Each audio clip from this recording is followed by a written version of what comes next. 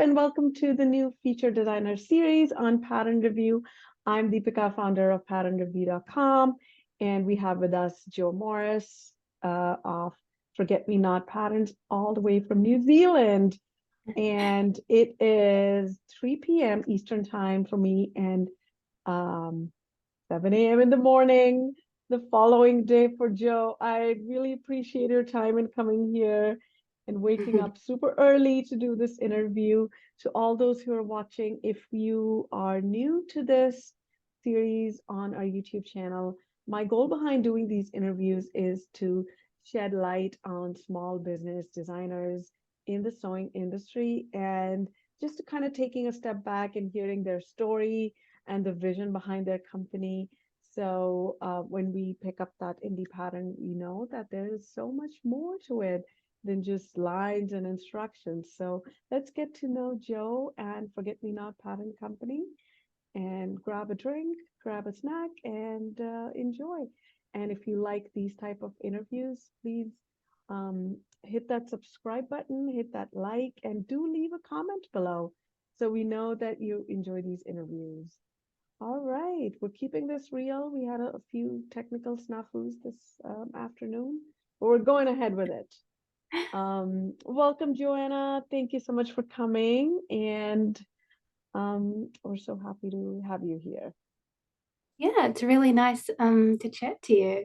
I really enjoy your little spiel about, seeing seeing the different indie pattern makers and that there's real people and Oh all sorts yeah, of them. yes, there is no big corporation here, although there's nothing wrong with those either. But my focus here is small businesses, as I am one too. And so let's start with how you started Forget Me Not Pattern Company. Tell us a little bit about that, how you got started and where it is now. Yeah, so it's kind of funny because I always tell people that the last thing I wanted to do was start a business. Like I'm not in it for the business side of things. I really don't care for all of that technical business stuff. But I got my degree in fashion design, and I was sort of thinking about where to go next. And for me, my guiding light has always been makers. Like, you go to a fashion design school, and there's so many different types of creators there, and different people resonate with different types of design. But for me, when I'm in the thick of it and making things and doing things with my hands, that's when I'm like feeling the most alive. And that's the type of designer I am. I've always been involved with the maker community, and they're kind of my people, people who understand, like, Yes, absolutely. the most fun thing in the world is to create something. And I was also, before I did my degree, I had done home sewing, and I had always been so frustrated with the patterns I'd used. Just the fit, and the instructions, and they just felt like so frustrating. And I just do this because I want to make the patterns that I want to sew, and that hopefully give people a better experience. Awesome. Um, so I'm I like that you are designing the patterns which you want to wear. So if we were to ask you, what is your design aesthetic? There are those who like the vintage, there are those who like the more modern, minimalistic look. Then, so if I asked you that question, what would your design aesthetic be? What draws you instantly? Yeah, for me, I don't really like simple. I've always been this way. I'm always like looking for, like, what's the detail. Um, I am very inspired by vintage, I'd say I have a feminine design aesthetic. So yeah, detailed, feminine. Um, I like to add I'm a real sucker for adding ruffles to things, that kind of person. And I'm really, really obsessed with getting a nice fit. Like that's a real Ooh, we sticking love point for that. You me. just said the magic word, fit. We love that. Yeah, I'm the person that's like lying awake at night thinking if I should move the dart tip 5 millimeters. Like, Wow, that is um, magic. it can be a little bit of a double-edged sword. Sometimes I get a little too dialed into the details. Yeah. Yeah. So tell us a little bit about the patterns themselves. Um, do you use now, you've already said that you are creating patterns you want to sew with. So do you ever get time to sew other patterns, or do you mostly sew with your own patterns for yourself? Right. Yeah, I normally end up sewing my own patterns, although I've sewn with quite a few different pattern companies in the past. It's just a matter of time and energy for me at the Exactly. moment. Yeah. Yeah. It's like I wish I had more time to sew. I always think like, do people just think indie pattern makers just have fun sewing all day? Because I wish that was the reality.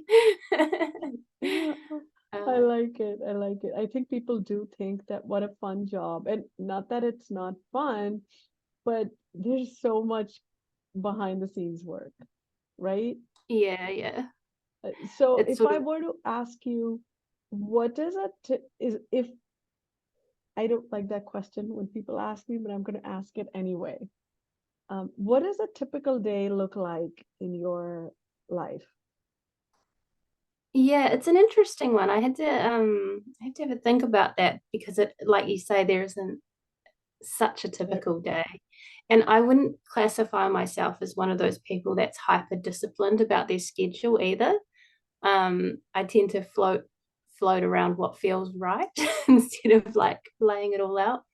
But it depends on what phase of the design process I'm in a lot of the time. So if I'm, making the instructions, it might just be a week of like, I'm mainly going to be doing lots of illustrations of the sewing steps, whereas other weeks it might be more focused on, oh, I need to promote things on social media. I should probably plan and write some of those, or, shooting a tutorial.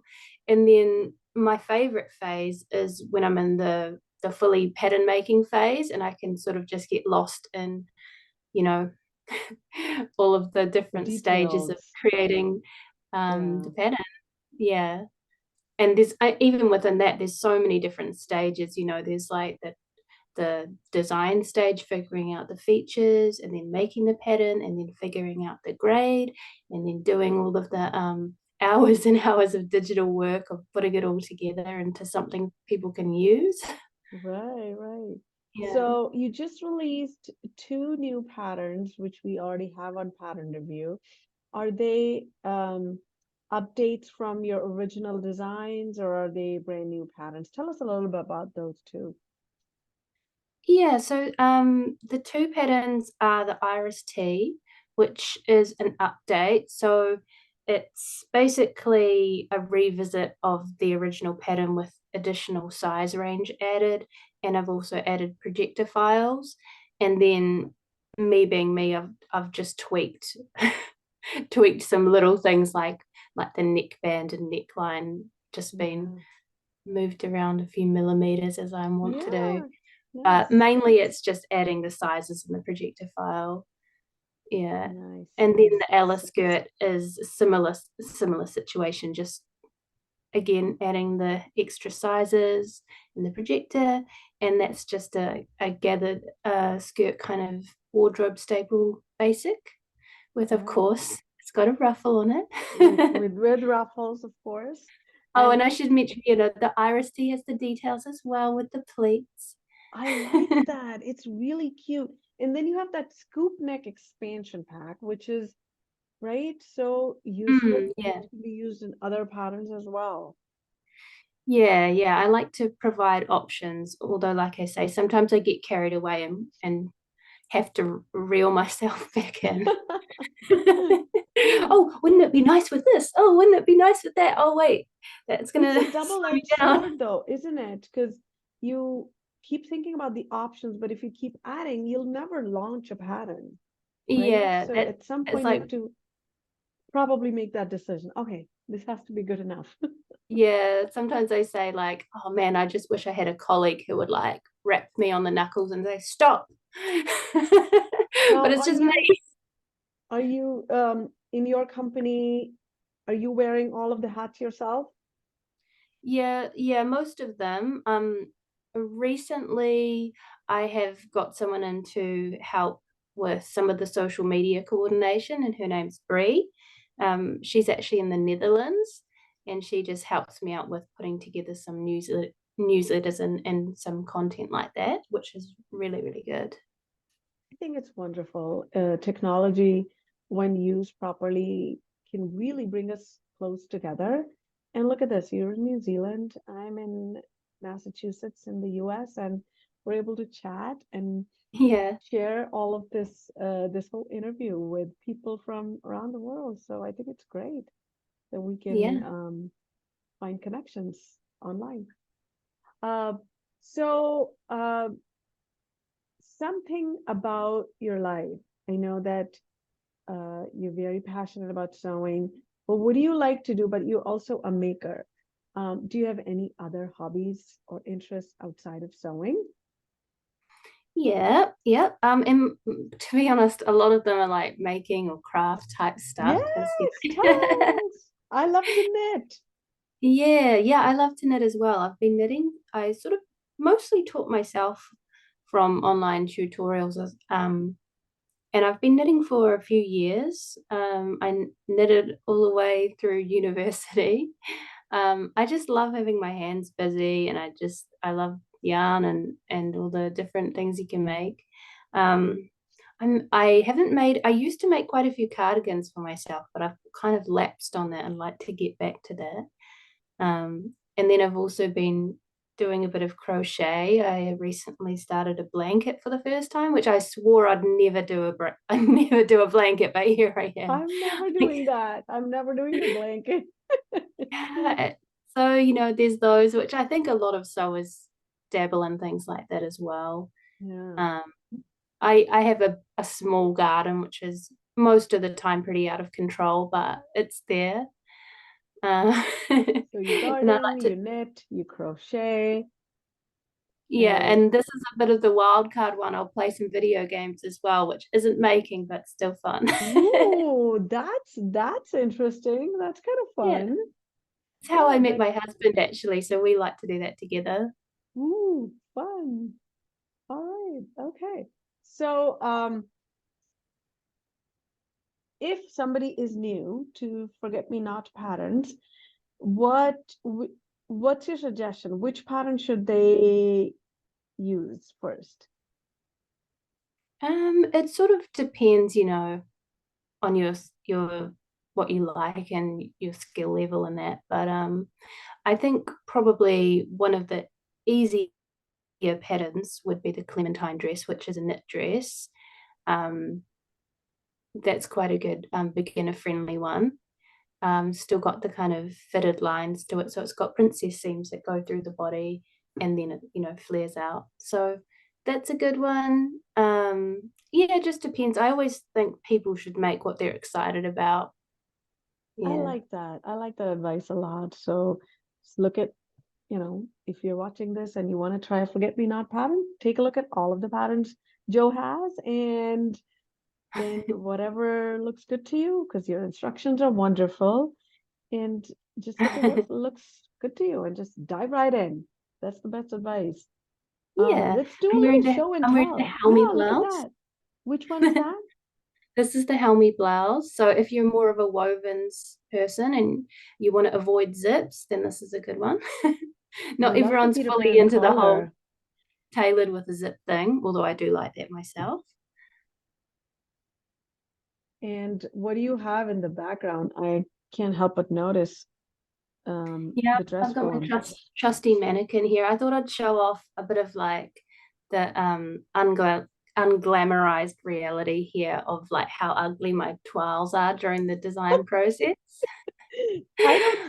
I don't see it as ugly. I think it's wonderful. It's color blocked and you're using all of the fabric which you have. So it's upcycle at its finest. Yeah, yeah. I Sustainability is something I'm passionate about, and part of it is just not wasting resources. I use old bed sheets, and I don't, I just use up what I have. There's like 4 different fabrics in here, just because I wanted to use them up. It still helps me visualize what I'm working with, but I don't want to just buy virgin calico and just, or I think you Right. guys call it muslin, don't you? We call it Um, muslin, but yeah, we have this is Pattern Review is a global community, so we learn from each other what different things are called in different places around the world. So our members are familiar with the word toile as well. yeah. So again, that's what we learned in fashion school, toile, but you guys would probably call it a muslin. Yes, Um, so this is an unglamorous look at sort of the start of uh, the design development process. Um, I sort of love pinned it. together, and then I've sort of unpicked it at spots and thought about, oh, how's that going to go together, and all that. Um, I've got a more recent sample hanging off on the side to show what it's looking like now. So is that the sample of the toile, the same? So that's the Yeah, test, and this is the final piece. yeah. I won't be able to put it on the mannequin properly nicely, but Oh you my get the gist. goodness, this is so beautiful. So this is a design I'm working on currently, which is sort of a Western or Victorian inspired, with the ruffles and the sort of the V inset. It's gorgeous. So is that going to be Um, a design you're going to be releasing this year soon? that's the plan. Yep, it's currently in testing. It's all Oh, coming together wow. Wow. finally. Yeah, well, we'll see. Will we see how soon we can get this pattern out. And yeah, I'm just mesmerized by the details and I love anytime I see little polka dots, I'm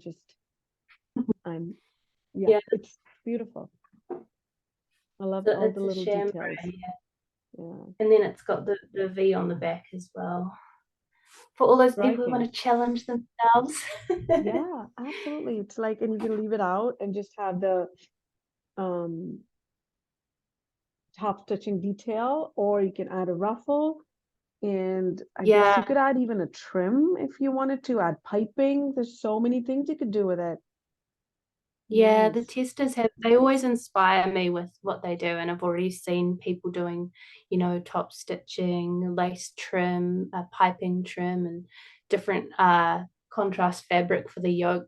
Yeah, that's such an exciting part of the process, because it's like I've just been locked away by myself working on this, and I can finally see other people enjoying it. Oh yeah. That must be, it's almost like you're releasing it out in the world and then you want to see um is anybody can anyone match my enthusiasm? I'm sure you have so many customers and members who love, and even on Pattern Review, we've got wonderful reviews of your patterns. And that's one of the things which is great about this community is even though there's so many patterns, but there's um, it's a platform where everybody can review what they're making, and then it's just there's never one pattern which is perfect for everybody, right? So Yeah, yeah. So many nice. different perspectives. Yes, absolutely. All right. Okay.